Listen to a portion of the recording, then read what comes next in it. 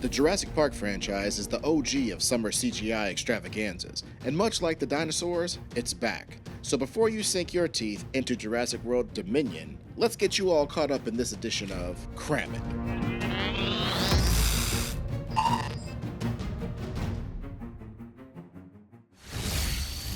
Jurassic Park was the brainchild of super rich guy John Hammond. He got a bunch of investors to give him money to build an amusement park with actual dinosaurs. Spared no expense. Those investors got squirrely when a velociraptor killed a guy, and they threatened to pull the funding if he didn't get some experts to sign off on the park's safety.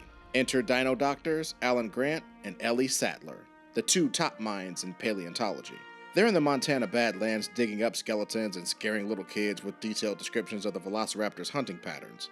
Grant, notably, doesn't like kids. They're noisy, they're messy, they're expensive. Hammond whisks our heroes off to Isla Nublar, his private island, to convince them it's safe for tourists. Also along for the ride is the world's only rock star mathematician. Chaotician. Fine, chaotician. Jeez. The doctors know Hammond isn't playing around when he shows them real brachiosaurs, walking around looking all majestic. Come on, Hammond, say it. Welcome to Jurassic Park. They travel to Jurassic HQ to get the scoop on how the dinosaurs were made. It's all part of the miracle of cloning. They also mention that they Use the complete DNA of a frog to fill in the holes and complete the code. and that it's impossible for the dinos to breed because they're all female. We've engineered them that way. We meet Dr. Henry Wu in this scene too. You will not believe how important this guy becomes in like 2 movies.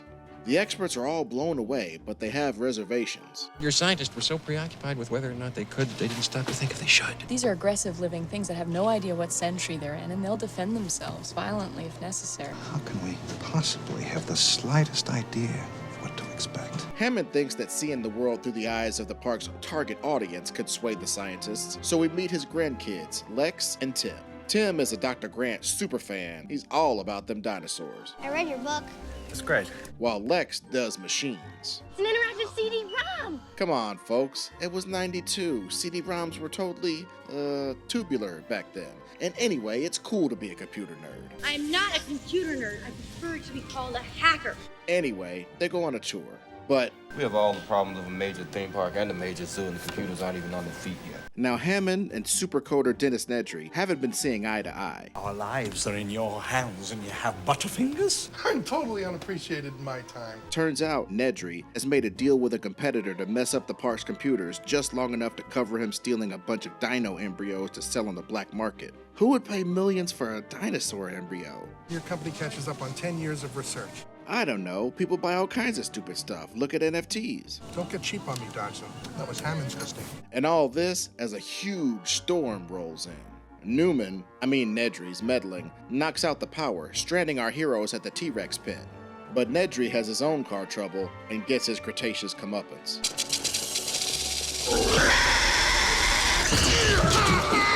Ellie and the game warden guy rescue Malcolm, and Must go faster. while Grant bonds with the kids. Back at Jurassic HQ, Hammond pleads with Mr. Arnold, the computer guy, to Shut down the system. to which Arnold says, Hold on to your butts. and the famous last words. 3 minutes, I can have power back on the entire park. And they discover that the dinosaurs are breeding, or as Ian Malcolm likes to say, Life, finds a way. they also watch a T-Rex eat a... Gallimimus. At Jurassic HQ, Hammond still can't seem to comprehend what a huge, deadly failure his park is. When they opened Disneyland in 1956, nothing worked. Yeah, but John, if the Pirates of the Caribbean breaks down, the pirates don't eat the tourists. Ellie and the game warden guy set off to check on Mr. Arnold, discovering the raptors are loose. So I'm being hunted. As the game warden stalks the raptor, Ellie turns the power back on, just as Tim is climbing an electric fence. Then Ellie's attacked by another raptor, and we find out what happened to Mr. Arnold. The game warden gets taken out because the raptors hunt exactly like Dr. Grant said they would. Clever girl. Speaking of Grant, he gets the children back to Jurassic HQ. The kids grab a bite while he goes to look for Ellie, but then the raptors come to dinner. Ellie and Grant retrieve Tim and Lex after the kids narrowly escape 2 raptors in the kitchen. They try to turn on the system so they can lock the doors and stave off the raptors, but it calls for skills only Lex has. Yes! But they can only hold them off for so long. The Raptors force our heroes to crawl around in the ventilation ducts like John McClane until they find themselves in the main hall above the T-Rex skeleton. But the Raptors track them down and all looks lost. But in a bit of chaos theory, the T-Rex busts in and distracts the Raptors so our heroes can escape. And if you had any questions about where Dr. Grant stands after all this, I've decided not to endorse your park. and we get the iconic shot that will be referenced throughout the series. Look at Grant, all cozy with the kids. He's changed from a curmudgeon to a caretaker. Pretty cool arc. The Lost World shifts focus to the fact that even though the park failed and the animals were bred to perish without human assistance, on Isla Sorna, aka Jurassic Park's B-side, the beasts are loose, and some tiny compies attack a little girl whose parents stumbled onto the island while vacationing. We find a disgraced Ian Malcolm being ridiculed for trying to blow the whistle on Jurassic Park. When we catch up with him, he's on the way to see our old friend John Hammond. I've been summoned. He sees Lex and Tim and has a tete-a-tete with Hammond's jerk nephew Peter Ludlow. InGen is my responsibility now. Hammond informs Malcolm that not only is there a second dinosaur island, but Ian's girlfriend Sarah, the world's leading paleontological behaviorist, has been dispatched to the island to document the creatures alone. You sent my girlfriend to this island alone? Malcolm joins the second part of the expedition to the island alongside tech guy Eddie, as well as Nick Van Owen, an adventurous photographer. Malcolm's gymnast daughter from a previous marriage. I scrubbed out, Dad. I got cut from the team. Thanks for knowing. Okay, sorry. Former gymnast daughter shows up and she isn't happy when Malcolm tells her she can't go with him. So naturally she stows away. When they get to Site B on Isla Sorna, they see a bunch of herbivores and are wowed. But Malcolm warns. Yeah, that's how it always starts. But then later there's running and screaming. They catch up with Dr. Sarah Harding. She's a real go-getter, and she doesn't need Ian to rescue her.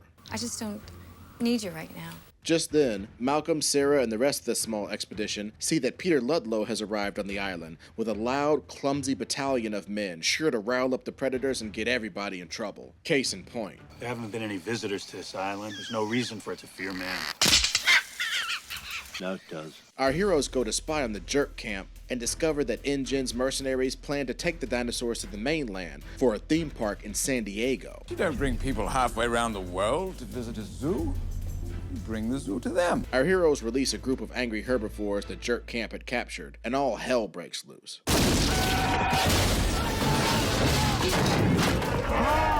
Nick finds a baby T-Rex with a broken leg and takes it to Sarah for her to take care of its wound. So of course the T-Rex mom attacks the trailer they're in, and everybody almost dies in an absolutely harrowing scene where we lose tech guy Eddie. And if your radio and satellite phone were in those trailers that went over the cliff, then we're stuck here, ladies and gentlemen, and stuck together. The jerk camp and our heroes have to team up because there's raptors and an angry T-Rex couple out there which could still be hunting them. You're wrong there, Dr. Harding. We'll lose them once we leave their territory. No, don't bet on it. Tyrannosaurus got the largest proportional olfactory cavity of any creature in the fossil record with the exception of one. Boom, flawless victory. Wow, that Sarah is super smart. Too bad she forgot to get rid of the jacket with the T-Rex blood on it. But first, the biggest jerk of the jerk camp gets jumped by compies and they get their revenge. Then, when night falls, the T-Rex couple attacks. The evil camp's leader takes on one T-Rex with a tranquilizer gun, while the other T-Rex torments our heroes behind a waterfall until Malcolm arrives. The other camp takes off running, right into the tall grass raptor buffet.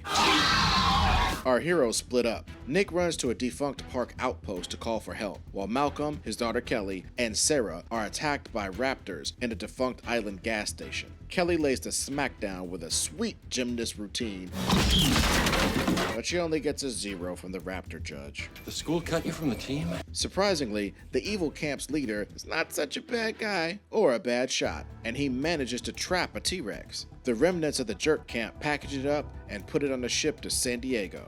Unfortunately, it's a ghost ship by the time it crashes into the dock in San Diego, because guess what? Life, finds a way. And this T-Rex wrecks shop on the streets of San Diego. Sarah gets the bright idea to use the T-Rex's baby to draw it away from the populace. They end up being chased by Peter in his attempt to salvage this operation by recapturing the baby T-Rex for InGen.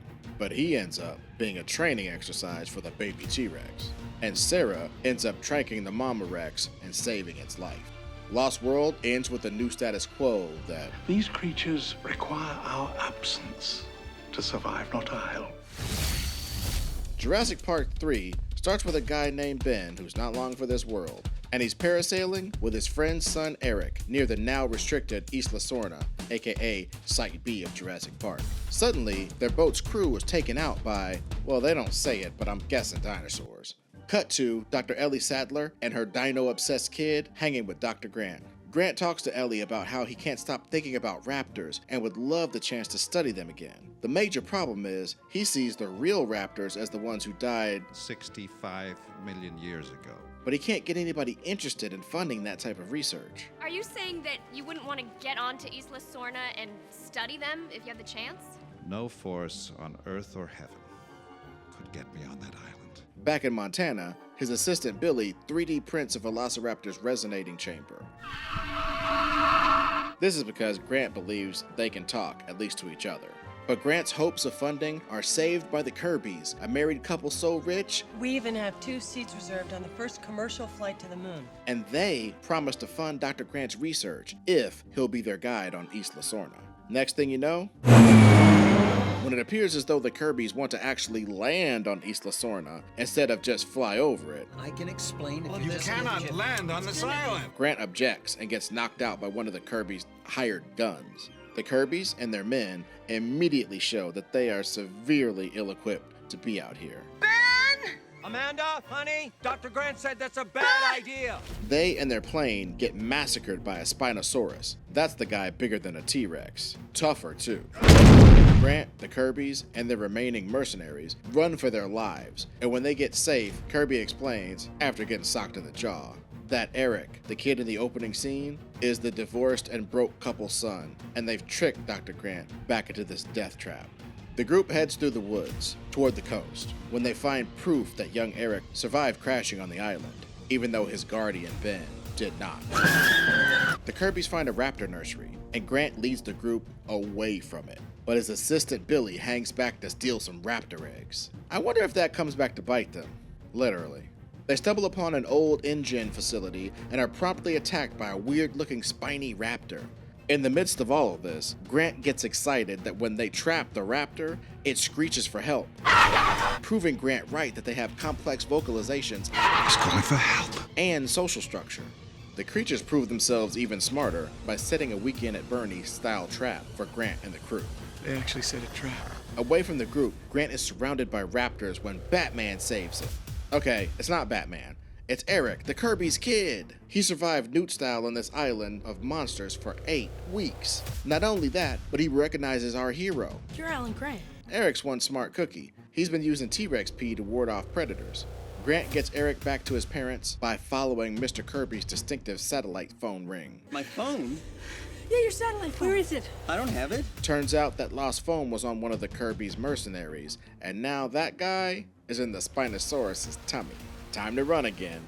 When they get to safety, Grant discovers that his assistant Billy stole the raptor eggs, hoping to fund Dr. Grant's research. Grant is so disappointed, but decides to keep the eggs, for now. What if they catch us with them? What if they catch us without him? As they resume their trek toward the coast, they have to pass through the aviary and are attacked by pterodactyls.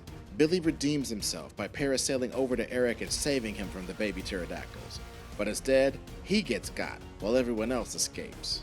After finding a boat and sailing down the river, they find the satellite phone and some Spinosaurus dung. The dung spooks a large predator, making it leave them alone for fear of running into the Spinosaurus.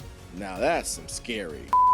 They use the satellite phone to call Ellie, whose little son Charlie answers the phone, but just then, the Spinosaurus attacks. Hello? The group heroically fights off the Spinosaurus with a flare gun, gumption, and gasoline. But just when you thought it was safe, our group is surrounded by the Raptor gang, baby! But Dr. Grant knows enough Raptor E's to save the day, as he uses the 3D printed Raptor resonator Billy made. When they make it to the beach, there's all types of military there, courtesy of a call from Dr. Ellie Sattler. And they discover Billy didn't die. The end.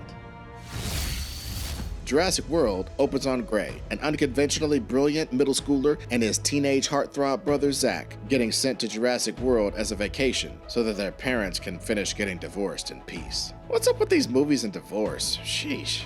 Gray and Zach's aunt, Claire, is a big shot VIP at the revamped Jurassic World theme park, and she's promised to watch them. But when they get there, she's too busy and sends her assistant instead.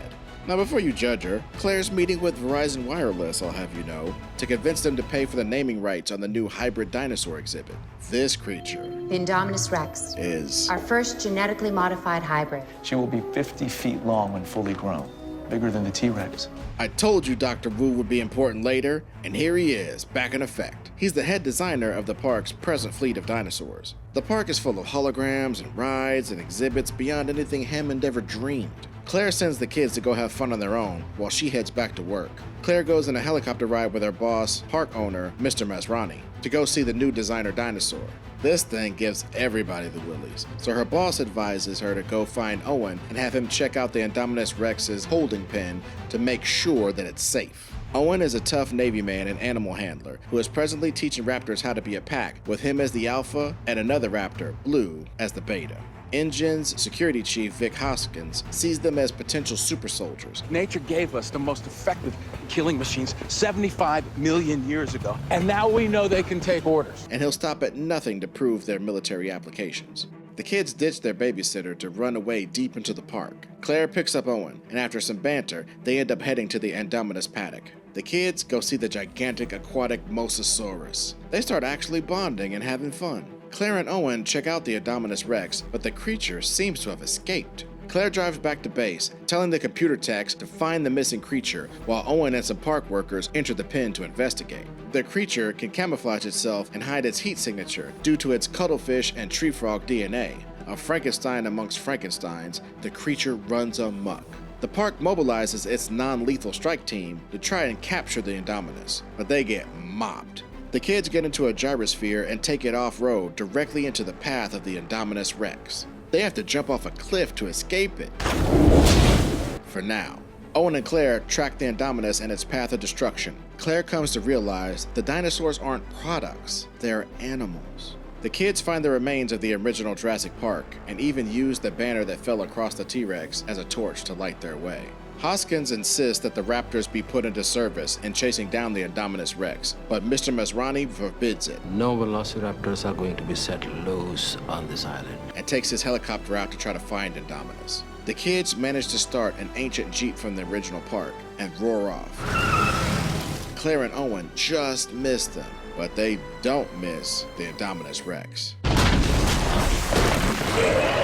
Miraculously, they slip by him. Indominus smashes its way into the aviary, letting loose a torrent of flying dinosaurs who crash the InGen CEO's helicopter.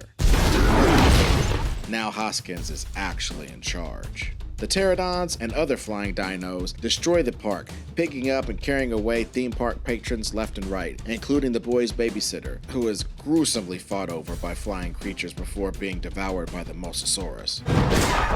Claire saves Owen's life and is reunited with her nephews. This is happening, with or without you. Hoskins now has his Raptor squad. So hardcore. Your boyfriend's a badass. Damn straight. Owen and the Raptor squad, trademark, catch Indominus and corner it, but it's too late when they realize that thing's part raptor. When the mercenaries let loose on the dinos, the Raptors do their new alpha's deadly bidding. Claire bounces with the kids and Owen catches up. They head back to the park. Meanwhile, Dr. Wu and Hoskins conspire to take embryos off the island. Back at the park, Owen, Claire, and the boys discover all the other genetically enhanced dinos Wu and Hoskins were working on in secret. That's above your pay grade, honey. Then a raptor busts in during Hoskins' villain speech and chows down because, well, how else could it end for that guy? The raptors chase our heroes and surround them, but Owen appeals to Blue, the raptor he raised to be his buddy and second in command, his beta. The raptors defy Indominus' orders and attack, but Indominus is too strong. But little brilliant Gray has a great idea. We need more teeth. Which spurs Claire to release the T-Rex. They fight like Itchy and Scratchy until it appears the T-Rex is lost. But when the last surviving raptor, Blue, leaps back into the fray, the tables turn. And finally, they get a timely assist from our old pal, the Mosasaurus. Blue, now free, says goodbye to Owen, cause she's an independent woman now. The kids are reunited with their parents, and new couple Owen and Claire vow to probably stick together. The end. Spoiler alert, they did not in fact stay together.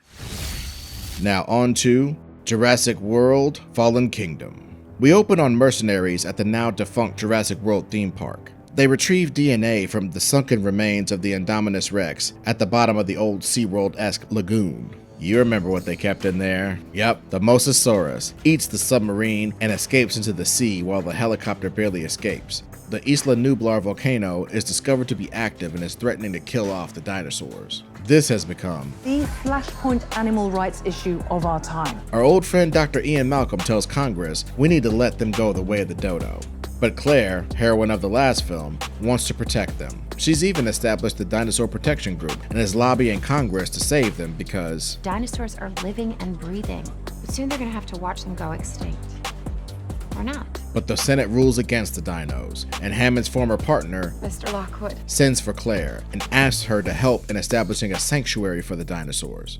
Eli Mills, executor of the Lockwood estate, asks Claire for her palm print to access the system that controls the tracking chips for the creatures. They gotta catch them all, particularly Blue, the last and coolest raptor. And you know who Blue's favorite human is. Claire fails to convince Owen that he should go save Blue and the other dinos. There's a charter flight leaving tomorrow morning. You're on the manifest. But he checks out some home movies of him and Blue and gets the feels again. On the island, Claire and a scaredy cat tech guy named Franklin reactivate the online tracking system and they find Blue. But Blue don't need no man and ends up getting shot while Owen is tranquilized by the lead mercenary, Ken Wheatley. Wheatley then abandons our heroes, but takes a paleo veterinarian, Zia, hostage to care for Blue's injury. The Noah's Ark of dinosaurs leaves many dinos and ostensibly our heroes on the island to die. But Owen and the crew sneak aboard and help Zia the vet give Blue a life-saving T-Rex transfusion. The Mercs, working for Eli Mills in secret, take the dinos to the Lockwood estate. Lockwood's granddaughter Maciej eavesdrops on Eli Mills, finding out that he plans to sell the dinosaurs and even make new ones as weapons, like the new Indoraptor. She heads down to the underground labs to check for herself. She finds Eli arguing with our old nemesis Dr. Wu about how Blue is necessary for the Indoraptor to socialize properly and be useful as a weapon. Maciej is captured by Eli, and after Maciej tells Lockwood about the evil guy Dino auction happening in the basement, did you really think you could get away with it? Mills smothers the old idealist. The dinosaurs are auctioned off and shipped out, while Owen and Claire rot in cells underneath the mansion. Owen annoys a Pachycephalosaurus into helping them break out. The two meet Maciej, and they learn the Indoraptor is a dangerous military prototype that will attack anything its master advises it to, and will definitely be used to kill people in wars for years to come if they allow it to be sold. Owen tricks the Pachycephalosaurus into the room, and it breaks up the party. Wheatley, the head mercenary, tries to tranquilize the Indoraptor and take a tooth from the unique creature as a trophy for his collection. Instead, he gets collected by the Indoraptor, and it escapes. Maciej, Owen, and Claire are confronted by Eli, who informs them that the reason Hammond and Lockwood didn't talk anymore is that Lockwood used InGen tech to make Maciej. Lockwood never had a grandchild. He just wanted his daughter back. The cute kid is a clone. The Indoraptor goes on a killing spree. Blue helps Franklin and Zia escape. Indo, that's my pet name for him because he's cool, chases Owen, Claire, and Maciej through the mansion. Owen shoots the Indo several times to no avail. That's it for Owen, I guess. But no, it's Blue to the rescue. She's always saving this guy, but she's no match for the military-grade Indoraptor. The humans have to solve this one themselves, and it's down to Claire, who uses the weapon that directs the raptor, and she aims it at Owen. The Indoraptor attacks, but it and Blue fall through the cracked glass, and Indo is impaled on the bones of its predecessors, while Blue gets away unscathed. A gas leak threatens to kill the dinosaurs that are still caged, but neither Claire nor Owen can bring themselves to release wild dinosaur to the continental United States. That'd be crazy. You press that button, there's no going back. But Maciej frees them because they're alive. Like me. Our boy Eli Mills dies the way all these exploiters die in the movies. And Owen has to say goodbye to Blue again. But at least she's local now. Dr. Malcolm shows up in Congress again. What, does he have a punch card or something? And declares that now we have no choice but to share the world with dinosaurs, because it's theirs now too. Welcome to Jurassic World. And finally, you're all caught up. This one was a doozy, but it was worth it. Now you can enter Jurassic World Dominion knowing who's who amongst the screaming and running people you're bound to see on screen. Jurassic World Dominion roars into theaters on June 10th.